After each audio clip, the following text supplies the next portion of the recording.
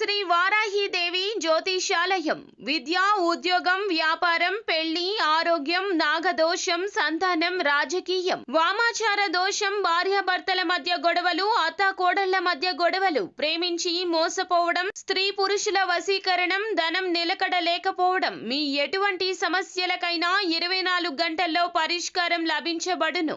Number 1 వశీకరణ specialist Pandit Pawan Namboodiri, Kerala తాంత్రిక గురువు గారు. Phone number 9043637512. ఈ రోజున ఈ రాశి జాతకులు చెవులు రెక్కించి వినండి. విశ్వశక్తులు మీ పైన ఉన్నాయి, మీ వైపే పని చేస్తున్నాయి. జరిగేది ఇది. ఏం జరగబోతుందో వీడియోలో విని తెలుసుకుందాము. వీడియో నచ్చితే తప్పకుండా ఒక చిన్న లైక్ చేసి మమ్మల్ని సపోర్ట్ చేయండి. ఇక ఆలస్యం ఏమాత్రం లేకుండా వీడియోలోకి వచ్చేద్దాము. ఈ రాశి వారికి ఒక కొత్త నూతన చైతన్యం ఈ రోజుతోనే మొదలవుతుంది. మెలకువతోనే ఈ రోజుని గమనించండి. చంద్రుడు తుల రాశిలో విహరిస్తున్నాడు. బుధుడు మీ యొక్క రాశికి అనుకూల స్థితిలో ఉన్నాడు. అంటే ఈ రోజు ఉదయాన్నే ఒక చిన్న సంతోషాన్ని కానీ చిన్న శుభవార్తను కానీ వినే అవకాశం ఉంది. అది ఫోన్ కాల్ రూపంలో కానీ మెసేజ్ రూపంలో కానీ ఒక స్నేహితుడి మాటల రూపంలో కానీ రావచ్చు. ఉదయం మొదటి గంటలో మీ యొక్క మనసు కొంచెం బాధగా అనిపించవచ్చు. ఏదో చేయాలి అనిపిస్తుంది కానీ ఏదో అడ్డుకుంటుంది అనే భావన రావచ్చు.